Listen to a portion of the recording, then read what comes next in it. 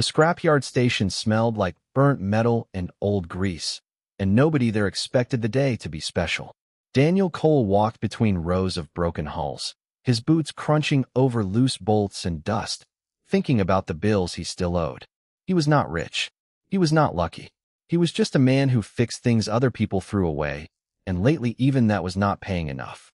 His sister Ruth waited near the auction platform, arms crossed, watching a crowd of aliens gather around a floating list of items for sale. She looked tired. She always looked tired these days. "We should not be here," she said when Daniel walked up. "We owe money already. We do not need more junk." "We need something that sells," Daniel said. "One good find, and we are clear for months." Ruth did not answer. She had heard this before. The auction station orbited a dead moon, gray and cracked, lit only by the far light of a distant sun. Ships came here to die. Old warships, broken freighters, drifting hulks pulled in by tow beams and sold for parts. Most buyers were aliens from a dozen different worlds, all part of a wider trade network that humanity had only recently been allowed to join. Humans were new here. Humans were small. Nobody expected much from them. The auctioneer, a thin alien with two mini joints in his arms, floated above the crowd and pointed to the next item. "Lot 412, he said. "Unknown hull class. Non-functional. Reactor reads as fully dead. No matching design in any cataloged record. Sold as scrap only." The image above him showed a massive shape, dark and long, covered in strange scoring marks like old battle scars. It did not look like any ship Daniel had seen before. Most ships had smooth lines built for speed or cargo space. This one looked built for something else. Something heavier. Something older. The other alien scrappers laughed. "A coffin," one of them said. "Waste of hangar space." "Nobody wants dead metal with no history," said Odessa, a sharp-eyed alien scrapper Daniel had crossed paths with before. She had silver markings down her face and a reputation for buying only what she could sell fast.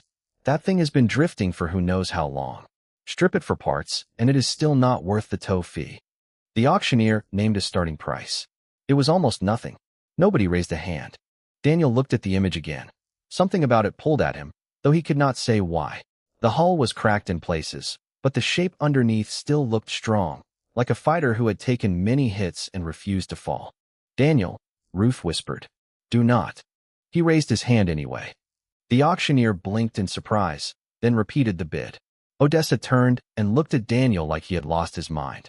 "You are bidding on that," she said. "Human, you know it is dead, right? Dead reactor. Dead everything." "I know what the listing says," Daniel said. Nobody else bid against him. The price was too low to matter to anyone else, and the ship was too strange for anyone to trust. Within a minute, the deal was done.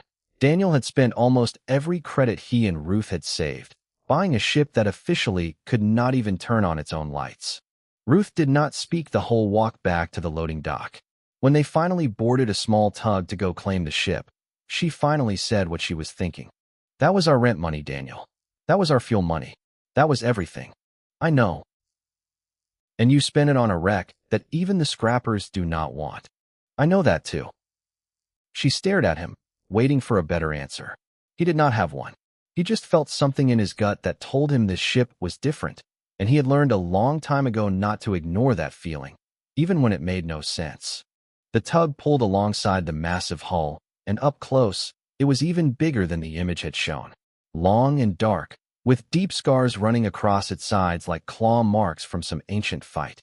There were no lights, no hum of power, no sign that anything inside had worked in a very long time. Daniel and Ruth boarded through a cracked airlock, using a portable light to see through the dark corridors. The air was stale and cold. Dust floated in slow drifts, disturbed only by their footsteps. Ruth kept one hand on her sidearm, though there was nothing to shoot. Just silence, and metal, and the strange feeling of walking through the body of something that used to be alive. The corridors did not match anything Daniel had studied. The doorways were oddly shaped. The wall panels held symbols that did not match any known alien language. Even Ruth, who rarely admitted being impressed by anything, ran her hand along one wall and said quietly, "This is not like anything in the catalogs." They kept walking deeper into the ship until they reached what looked like a central corridor leading toward the bridge. Daniel stopped there for a moment, looking down the long, dark hallway ahead of him. Then, for one brief second, the lights above them flickered. Just once. A dim, weak flash, gone almost as soon as it appeared. Ruth did not notice. She was already moving ahead, checking a side room for anything valuable to sell. But Daniel stood still, staring up at the deadlight fixture, feeling a small chill move down his spine. Something in this ship was not as dead as everyone thought.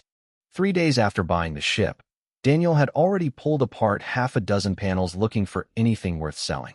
Wires, small parts, scraps of alloy, anything that might bring in enough credits to cover what they had spent. It was slow, tiring work, made harder by the fact that nothing on this ship matched anything he had studied before. Ruth spent most of her time going over their finances, trying to figure out how many weeks they had left before the station authority came asking for unpaid fees. She did not complain out loud anymore, but Daniel could see the worry in the way she checked the numbers again and again, as if hoping they would change. The strange flicker of light Daniel had seen on the first day never happened again, not in the days that followed. He almost convinced himself he had imagined it. Almost. While mapping the ship's layout for salvage, Daniel found a section that made him stop working entirely. A sealed chamber near the center of the vessel, built with thicker walls than anywhere else on the ship. No scanner he owned could see through it. No panel nearby gave any readable information. It was as if the ship itself had chosen to protect this one room above all others. He called in a local tech expert from the station, an older alien named Garv who had spent decades studying old ship designs. Garv took one look at the sealed chamber and immediately stepped back. Pre-accord, Garv muttered. "What does that mean?" Daniel asked. "It means older than anything we have on record. Older than any current species history that we know of. Nobody touches pre-accord tech. Nobody. It is either priceless or dangerous, and usually both." Garv refused to go near the chamber again and left soon after, warning Daniel to be careful and, more than once, muttering that he should sell the whole ship for scrap before it caused trouble. Daniel did not listen.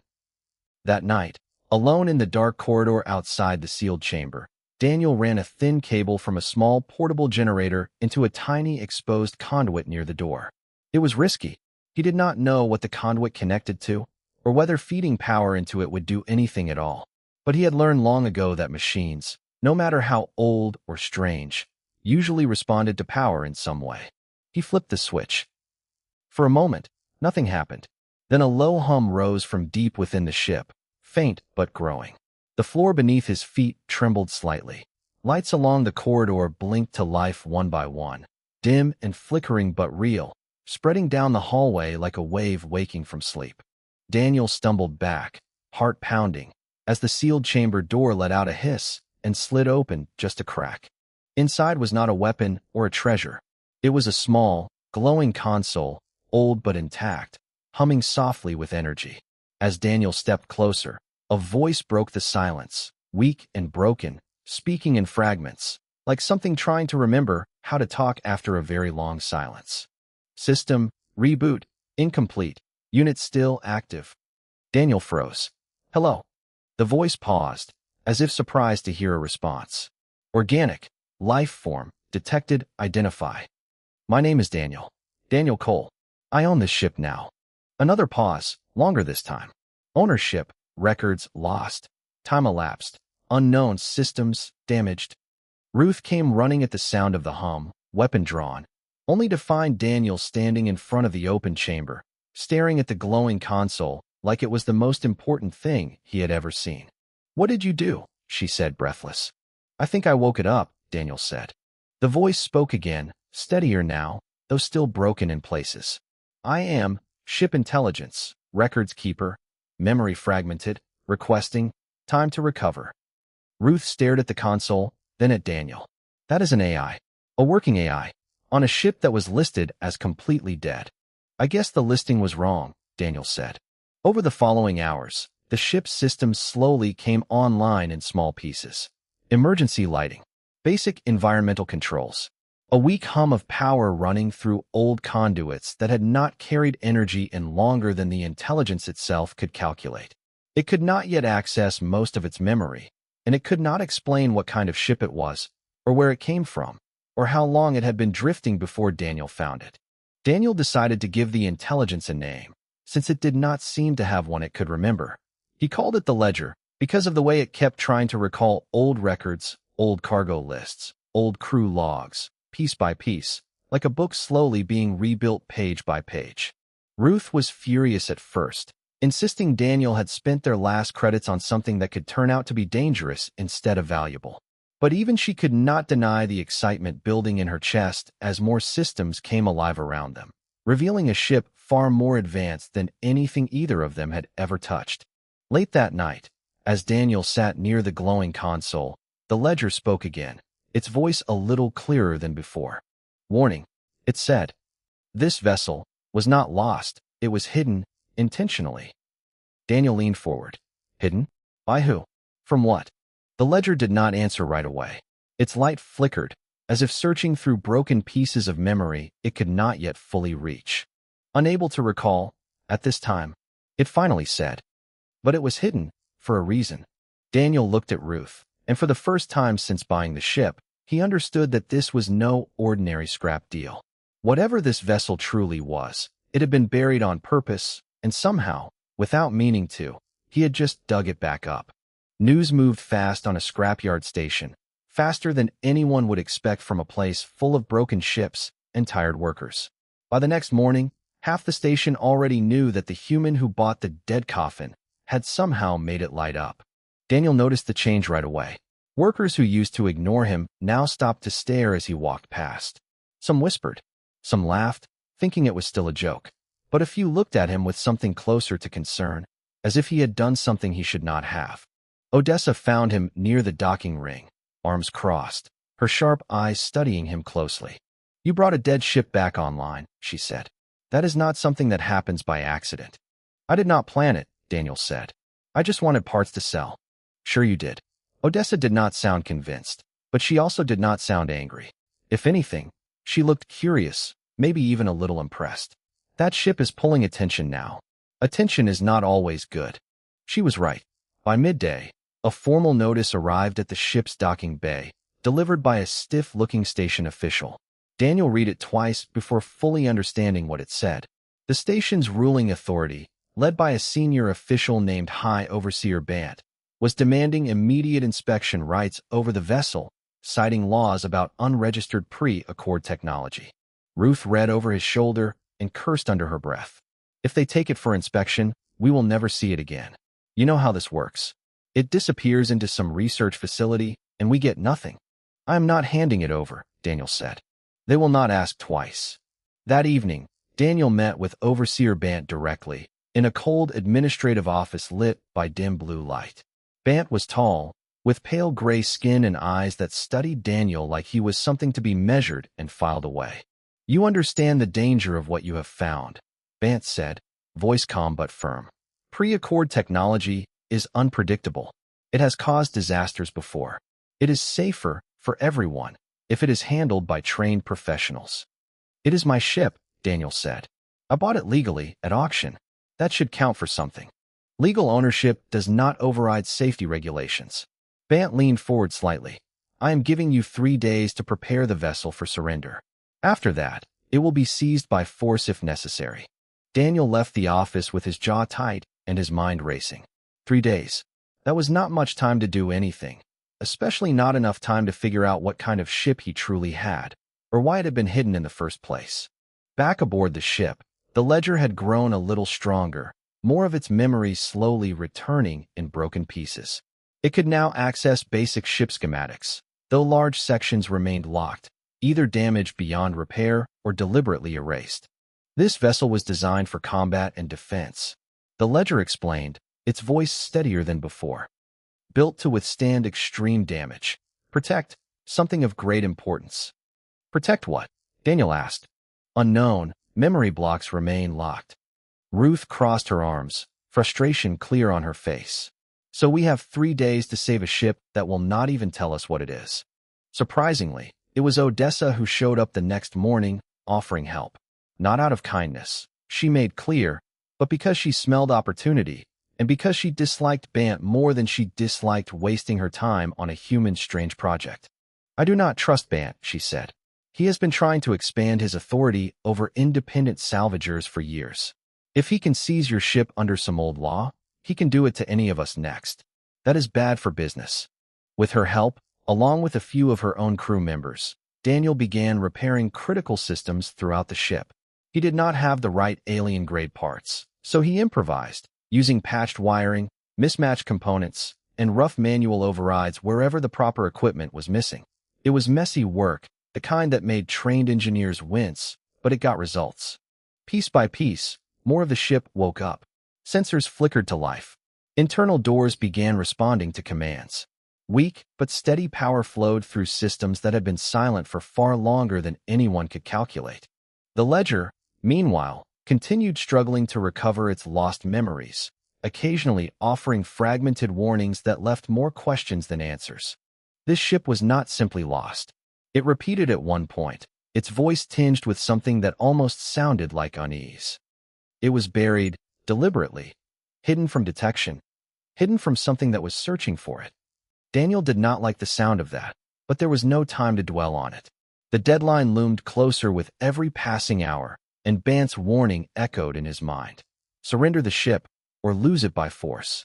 On the final night before the deadline, Daniel stood in the ship's central corridor, looking at the dim lights flickering steadily along the walls, listening to the low hum of power running through systems that had been dead just days ago. Ruth stood beside him, exhausted but resolute. Odessa's crew worked nearby, finishing the last repairs they could manage in the time given. "We are not ready," Ruth said quietly. "Not even close." "I know," Daniel said. "So what do we do?" Daniel looked down the corridor, toward the heart of the ship, where the reactor core waited, still not fully restarted, still holding back whatever true power this ancient vessel truly held. "We finish what we started," he said. "Tonight." The reactor room sat deep in the belly of the ship, cold and silent, surrounded by thick walls that had not felt real heat in longer than anyone could measure. Daniel stood in front of the massive core housing, staring at the tangle of ancient controls in front of him, most of which he still did not fully understand. "This is not going to be simple," the ledger said, its voice now clear and steady, fully recovered enough to guide him through the process, even if large parts of its memory remained locked away. "The core requires a precise startup sequence. If done incorrectly, the resulting energy surge could destroy critical systems, or worse." "How much worse?" Ruth asked from nearby, arms crossed, watching the glowing panels with visible worry. "Worse as in it could kill whoever is standing near the core when it happens," the ledger said plainly. Daniel exhaled slowly.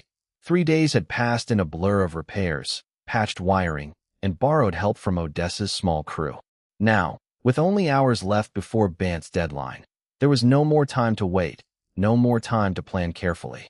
It was now or never. "Walk me through it," Daniel said. The ledger began guiding him step by step, explaining each control, each sequence, translating ancient symbols into instructions Daniel could follow. Odessa stood at a secondary console nearby, monitoring power levels, her sharp eyes flicking between readings she barely understood herself. "You humans really do things the hard way," she muttered, watching Daniel manually bypass a damaged control node with nothing but stripped wire and steady hands. "It works," Daniel said. "For now." The first stage of the startup went smoothly, power flowing steadily into the reactor's outer containment field. The second stage proved harder, requiring Daniel to manually stabilize an unstable energy flow using a workaround the ledger warned might overload the system if timed incorrectly. "If this fails," the ledger said, "the backlash could damage your body severely. I must inform you of this risk before you proceed." "Understood," Daniel said. "Let us do it anyway." He adjusted the final control, hands steady despite the tension in his chest, and pushed the sequence forward. For a moment, nothing happened. Then a deep vibration rolled through the ship, growing steadily stronger, shaking the floor beneath their feet. The reactor core, dark for longer than history could remember, began glowing faintly at its center, the light growing brighter with every passing second. "It is working," Ruth breathed. The vibration grew into a low roar, and suddenly, power surged through the entire ship at once. Lights blazed to life across every corridor. Systems long dead activated in sequence, one after another, faster than the ledger could even announce them. Shields flared into existence around the hull. Weapon systems, previously unknown even to Daniel, powered up along the ship's exterior. And deep within the engine housing, the main propulsion system ignited for the first time in centuries, sending a powerful shudder through the entire station dock. Outside, alarms blared across the scrapyard station as sensors detected the massive energy spike.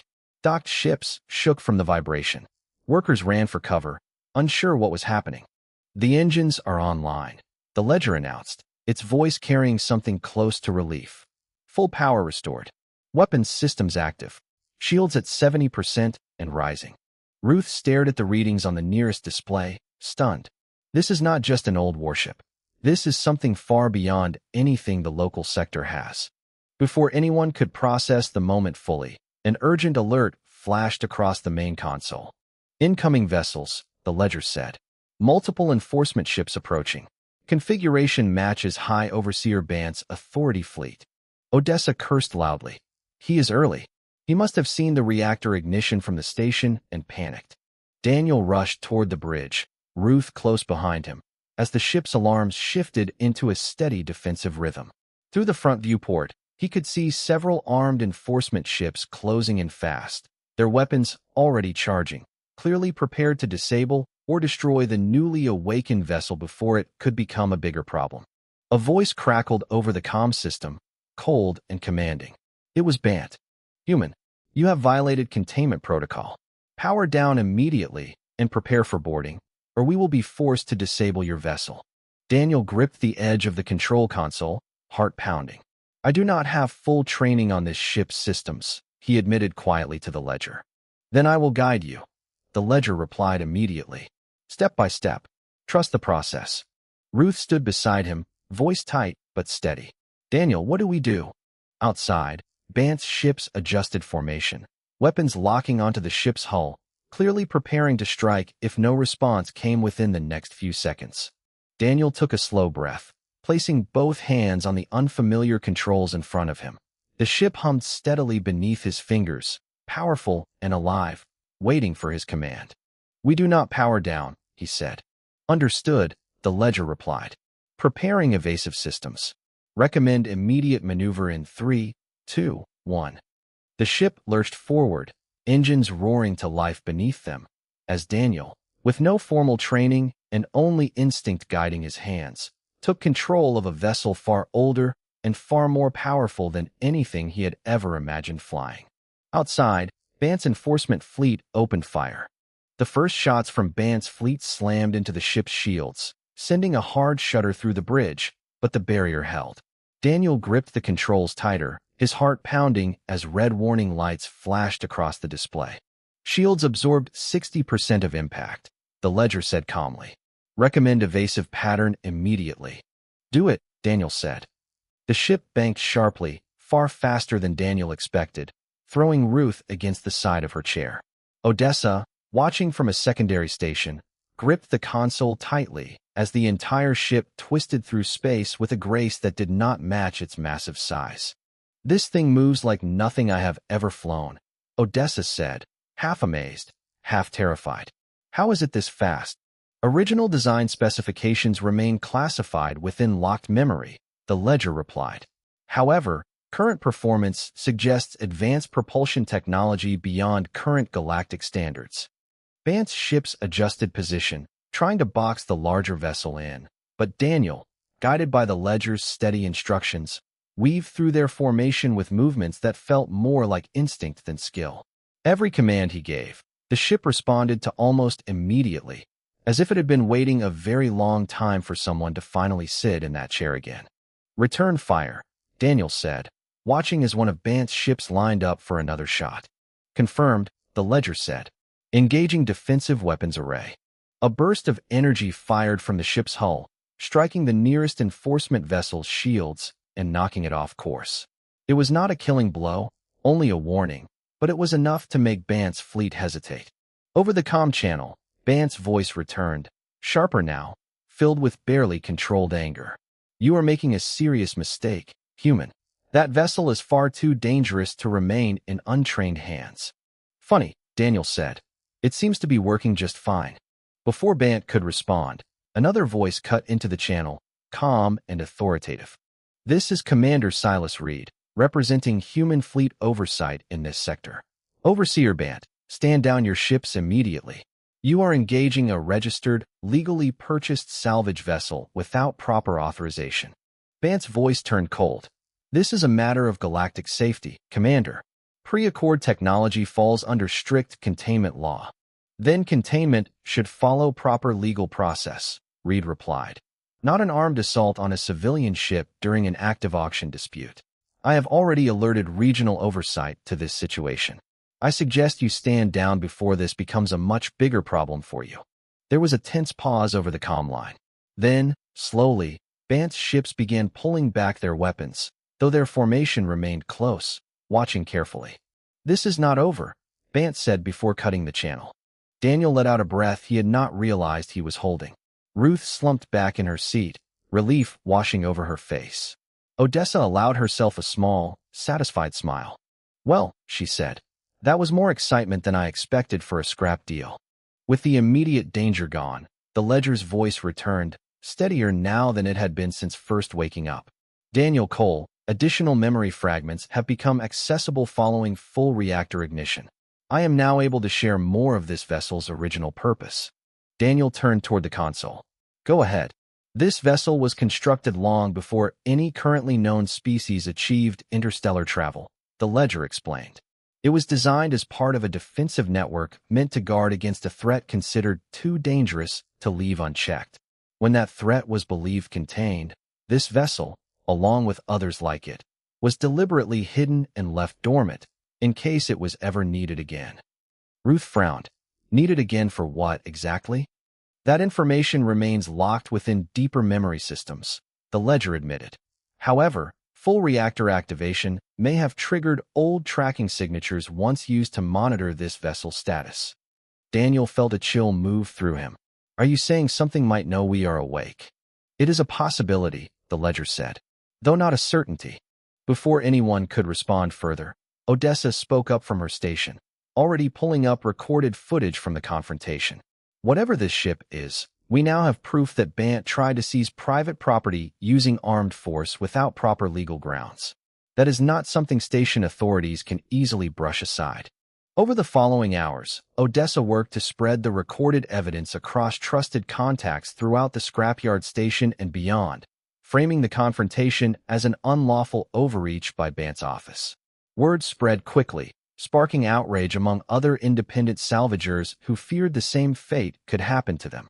Commander Reed, meanwhile, formally requested a full legal review of the auction sale, using the incident to argue that humanity's growing presence in galactic trade deserved clearer protection under interstellar law. By the time the dust settled, Bant's authority had been publicly challenged, his forced seizure attempt exposed for what it truly was. Daniel's claim to the ship, purchased fairly and legally at auction, stood stronger than ever. But even as relief spread through the crew, Daniel could not shake the ledger's earlier words. Somewhere out in the vast dark of space, something connected to this ship's original purpose might have just noticed that it was no longer sleeping. Whatever that meant, Daniel had a feeling their story was only just beginning. A week after the confrontation with Bant's fleet, the scrapyard station buzzed with a different kind of energy than usual. Word of the incident had spread far beyond the local sector, turning Daniel from an unknown human salvager into a name people whispered about in trade hubs and shipping lanes alike. The formal hearing took place in a wide, circular chamber filled with representatives from several allied species, along with Commander Silas Reed standing firmly in support of Daniel's claim. High Overseer Bant sat across the room, his expression stiff, clearly aware that the evidence stacked against him left little room for argument. Odessa's recorded footage played once more for the panel, showing clearly how Bant's enforcement fleet had opened fire on a legally purchased vessel without proper legal process. Murmurs spread through the room as the footage ended. The lead panel representative, an older alien with calm, steady eyes, addressed the room. Based on the evidence presented, this panel finds that Overseer Bant acted outside the bounds of proper authority. The vessel in question was purchased through legal auction and remains the rightful property of Daniel Cole. Ban's jaw tightened, but he said nothing. There was nothing left to say. Ruth, standing beside Daniel, let out a slow breath of relief. It is really ours, she said quietly. After everything, it is actually ours. Not just ours, Daniel said. The ledger is part of this too. The ledger's voice, now fully stabilized, spoke softly through a small nearby speaker. Acknowledged. Formal ownership registration accepted. Following the hearing, life around the ship changed quickly. What had once been an ignored, broken hull sitting in a scrapyard was now a subject of fascination across the sector. Engineers, historians, and curious traders all wanted a chance to study the ancient vessel, though Daniel made it clear that any research would happen on his terms, not through forced seizure or backdoor deals.